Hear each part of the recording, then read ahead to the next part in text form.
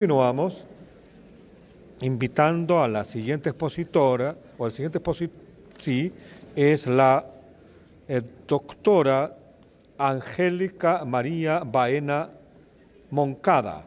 La doctora Angélica María Baena Moncada es doctora en Ciencias Químicas de la Universidad Nacional de Río, actual docente en la UNI, vinculada al Grupo de Investigación de Electroquímica Aplicada bajo la dirección del doctor Adolfo La Rosa Toro. La doctora Angélica Baena va a ofrecernos una exposición sobre electrodos basados en estructuras jerárquicas en dispositivos de producción y almacenamiento de energía. Ya está con nosotros la doctora y vamos a recibirla con muy fuertes palmas.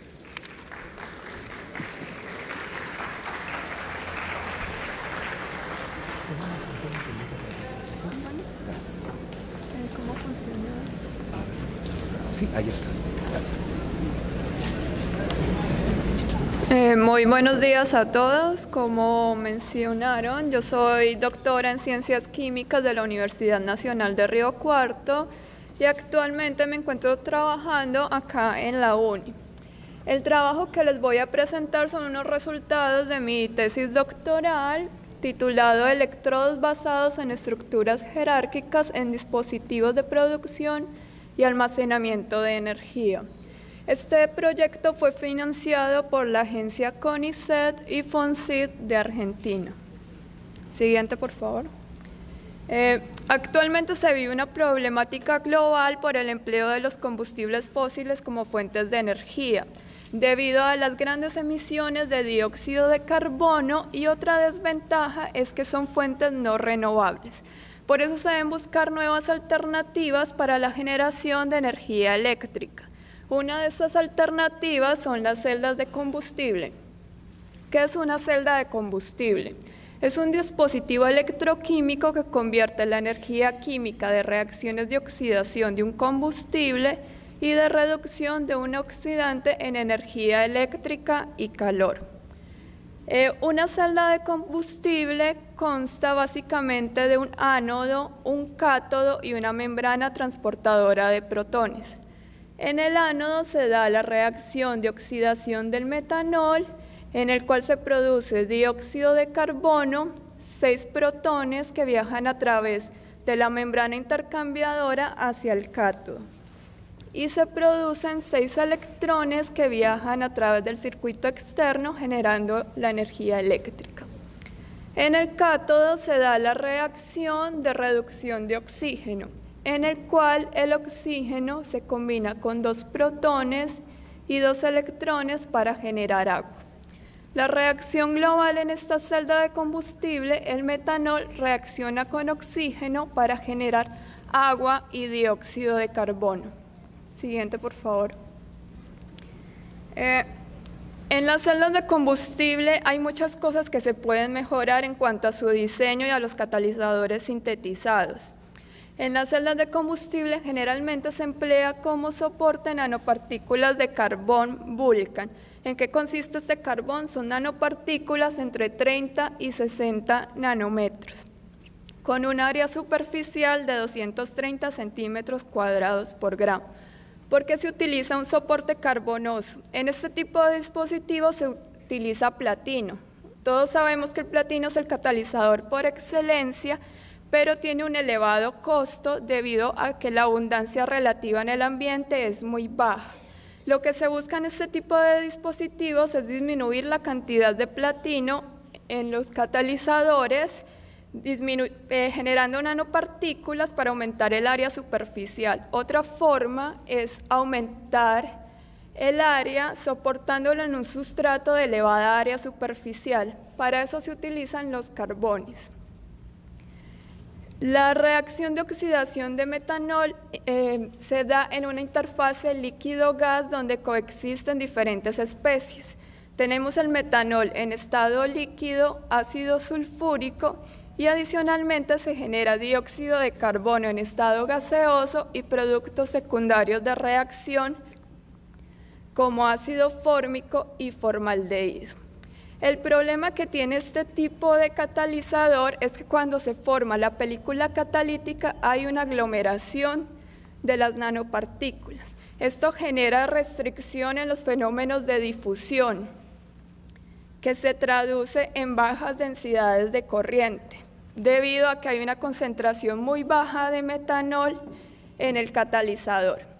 Algo que sí es bueno en este tipo de catalizadores es que hay una alta eficiencia de conversión de metanol a dióxido de carbono. Esto se debe a que en sistemas con difusión restringida hay mayor probabilidad de reabsorción de los productos secundarios para oxidarse a dióxido de carbono. En general, los estudios en este tipo de dispositivos se han enfocado en entender el centro catalítico, como son las nanopartículas metálicas, en generar diferentes aleaciones para reducir la cantidad de platino, combinarlo, por ejemplo, con rutenio, paladio, entre otros. Sin embargo, le restan importancia a su entorno físico-químico. Como podemos ver, el entorno físico-químico, por ejemplo, el carbón es el que me va a determinar el desempeño del catalizador, porque me brinda las condiciones de difusión de reactivos y productos al interior de estas estructuras. Siguiente, por favor. Con base en esto, se pretenden diseñar nuevos soportes carbonosos que puedan permitir una buena difusión de productos y reactivos. Uno de estos soportes carbonosos son los carbones porosos jerárquicos. Cuando hablamos de jerarquía, ¿a qué nos referimos? A una distribución multimodal de poros. ¿En qué consiste esto? Son soportes que tienen macroporos de alrededor de 400 nanómetros y mesoporos de alrededor de 10 nanómetros. ¿Cómo se sintetizan los carbones porosos? Se sintetizan utilizando un molde rígido de óxido de silicio. En este caso utilizamos esferas de 400 nanómetros, se impregna con una resina resorcinol formaldehído y se carboniza bajo atmósfera inerte. Este tipo de síntesis genera los carbones porosos jerárquicos que tienen 2 niveles de porosidad. Sin embargo, una modificación de la síntesis, que es eliminar el soporte antes de la carbonización, me genera otro soporte totalmente diferente, donde obtenemos un carbón poroso. Se ha perdido la jerarquía. Esto quiere decir que tenemos un carbón con un solo nivel de porosidad, de alrededor de 400 nanómetros. La caracterización electroquímica de estos dos materiales nos muestran que la inclusión de un solo nivel de porosidad hace que se aumente el área electroactiva del carbón obtenido. Esta es una caracterización por voltamperometría cíclica en ácido sulfúrico de los dos sistemas obtenidos. El carbón con un nivel de porosidad, que es este de arriba, y el carbón poroso jerárquico. Vemos que hay una diferencia de aproximadamente 4 veces en el área superficial. Tenemos una capacidad de 30 faradios por gramo para el carbón poroso y una capacidad de 130 faradios por gramo para el carbón poroso jerárquico. Estos resultados nos dan una idea de la extensión del área electroactiva disponible para el anclaje de nanopartículas metálicas. Y adicionalmente vemos que la inclusión de un nivel de porosidad hace que se incremente la capacidad por un factor de 4. Este tipo de materiales son muy versátiles porque pueden ser empleados para muchas cosas, pueden servir como absorbentes de contaminantes. También, según la modificación superficial que se haga en estos tipos de sistemas, son otras aplicaciones.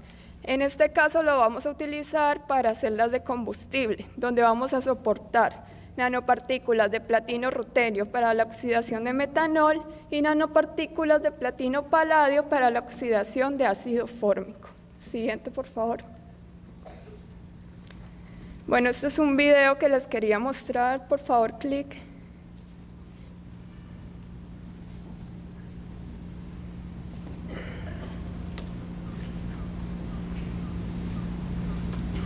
Me parece que cargaron el que no era.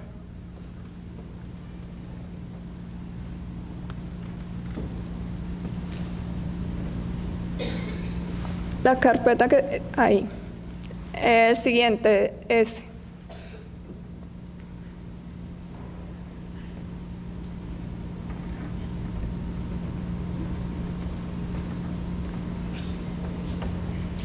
¿Es ese?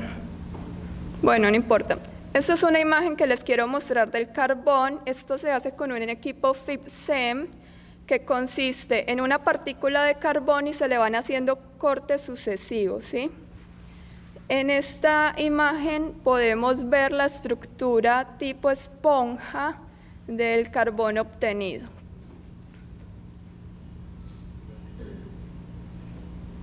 Siguiente, por favor. Bueno, hablábamos del carbón comercial que se utiliza en este tipo de dispositivos. El carbón Vulcan XC72, que son nanopartículas entre 30 y 60 nanómetros. Como podemos ver, este punto sería una representación de una nanopartícula de Vulcan XC72. Ahora, el carbón obtenido, el carbón poroso jerárquico, es una macropartícula de carbón entre 15 y 20 micras. Si ustedes ven, es una diferencia muy grande y adicionalmente, siguiente. Este es el interior de la estructura de carbón. Eso también es hecho con un corte con el FIB-SEM en la partícula, donde podemos ver que el interior de la partícula es jerárquica. Tenemos macroporos de aproximadamente 400 nanómetros y a su vez tenemos mesoporosidad en la pared. Son paredes altamente permeables. Esto quiere decir que el carbón tiene el área superficial en el interior de la partícula, caso contrario al que ocurre con las nanopartículas Vulcan, donde el área superficial está en el exterior. Siguiente, por favor. Siguiente. Con base en esto, si queremos sintetizar nanopartículas soportadas en un carbón poroso jerárquico, debemos tener en cuenta que las características morfológicas son diferentes. Entonces, los métodos de impregnación se deben modificar para obtener nanopartículas dispersas en el interior de la estructura carbonosa. Siguiente. Siguiente. Para obtener los catalizadores de platino rutenio se utiliza una modificación del método del ácido fórmico.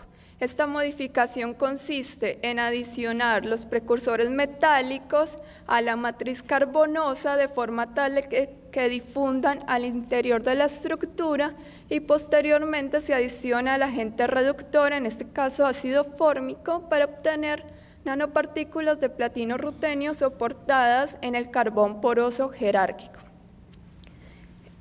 Aquí les muestro dos imágenes STEM del catalizador obtenido con nanopartículas entre 1 y 2 nanómetros aproximadamente. Vemos que el catalizador se dispersa muy bien sobre la matriz carbonosa y está en el interior de la partícula. Siguiente, por favor.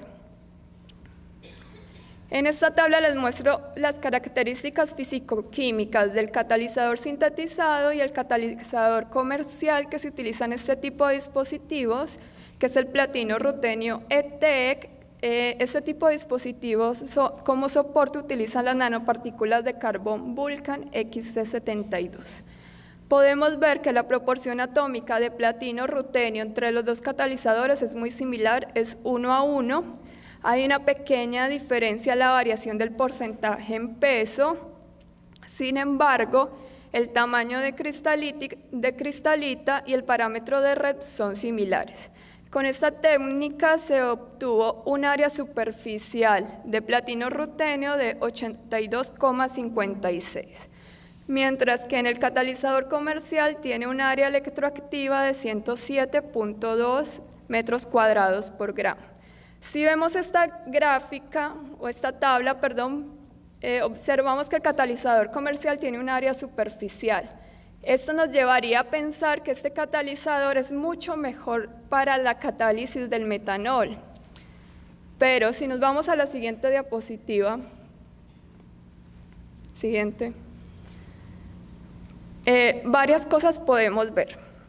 Primero, cuando el catalizador es soportado En el electrodo de trabajo se utiliza un electrodo de carbón vitrio, se forma una película catalítica que tiene aproximadamente 10 micrómetros de espesor. Podemos ver adicionalmente la estructura tipo esponja de este catalizador.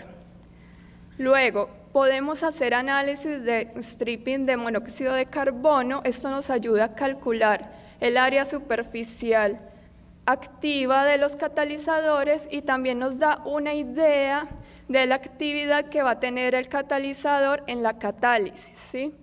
Podemos ver que tanto el catalizador comercial como el catalizador sintetizados son activos para la oxidación de monóxido de carbono. Sin embargo, el catalizador sintetizado presenta más tolerancia al monóxido de carbono. Esto se traduce en la catálisis del metanol. Acá tenemos una voltamperometría cíclica para la oxidación de metanol del catalizador sintetizado y el catalizador comercial. Varias cosas podemos ver en esta gráfica. Primero, el potencial de inicio de la oxidación es mucho menor en el catalizador sintetizado y la actividad catalítica es aproximadamente 6 veces mayor en el catalizador sintetizado. Ahora, esto es un proceso potenciodinámico donde ocurren muchos procesos en la superficie del electrodo porque estamos haciendo un barrido de potencial. Este tipo de medida no se asemeja a la realidad porque las celdas de combustible son procesos estáticos y a un potencial de 550 milivolt. Para hacer una medida que sea más parecida a la realidad se realizan cronoamperometrías en metanol 0,5 molar a 550 milivolt. Este es un proceso potenciostático y nos da una idea de cómo va a ser el catalizador cuando esté en la celda de combustible. Lo que podemos ver nuevamente es que el catalizador sintetizado es superior al catalizador comercial. La actividad es 8 veces mayor a 60 grados centígrados. Aquí podemos ver las diferencias en corriente de pico para voltammetría cíclica y las diferencias por cronoamperometría. Si ustedes observan y recuerdan, el catalizador sintetizado tenía un área superficial menor al catalizador comercial, sin embargo, presenta una mejora en la catálisis. Esto se debe probablemente a la presencia del soporte, hacer una estructura con macroporos y mesoporos, permite una buena difusión de reactivos y productos al interior de la estructura carbonosa. Siguiente, por favor. Como prueba de concepto y para ver si la catálisis de los catalizadores empleados, valga la redundancia, no es una casualidad para la reacción de oxidación de metanol o tiene que ver con el mecanismo específico, se probó sintetizar catalizadores de platino-paladio soportados en el catalizador poroso para otra reacción de interés en catálisis que es la electrooxidación de ácido fórmico. Estos catalizadores fueron obtenidos por el método del borohidruro. En la imagen es una imagen SEM, en la imagen D es una imagen FIB-SEN, un corte donde podemos ver la mesoporosidad en el interior de la pared del carbón. Vemos que los dos catalizadores son activos para la oxidación de monóxido de carbono, sin embargo, el catalizador sintetizado es más tolerante al catalizador comercial. Acá también utilizamos una versión del catalizador comercial, pero en lugar de platino rutenio tenemos platino paladio. Podemos ver que la proporción atómica es muy similar, 1 a 1, el porcentaje en peso también. Sin embargo, se obtiene un tamaño de cristalita un poco superior que el catalizador comercial. Esto se traduce en una pérdida de área electroactiva. Vemos que el catalizador obtenido tiene un área menor al catalizador comercial. Sin embargo, cuando hacemos la electrooxidación de ácido fórmico, vemos que el catalizador sintetizado es más activo para la electrooxidación de metanol que el catalizador comercial. Acá podemos ver los valores. ¿Sí? Tenemos una densidad de corriente casi el doble de la obtenida con el catalizador comercial. Esto nos está diciendo que efectivamente hay un efecto del rol en la catálisis. Volvemos a lo mismo, una buena distribución de mesoporos y poros en la estructura carbonosa permite una buena difusión de productos y reactivos que mejora el desempeño del catalizador. Siguiente. Bueno, como conclusión, se sintetizaron carbones porosos jerárquicos con 2 niveles de porosidad, macroporos y mesoporos. También con una modificación en la síntesis podemos obtener carbones con un solo nivel de porosidad. Este trabajo aporta indicios de que el entorno catalítico es tan importante como el centro catalítico. El soportar el catalizador en un sustrato de elevada área superficial con un sistema de poros interconectados mejora las condiciones de transporte de masa. Esto se traduce finalmente en un aumento en la actividad catalítica. Siguiente. Bueno, muchas gracias.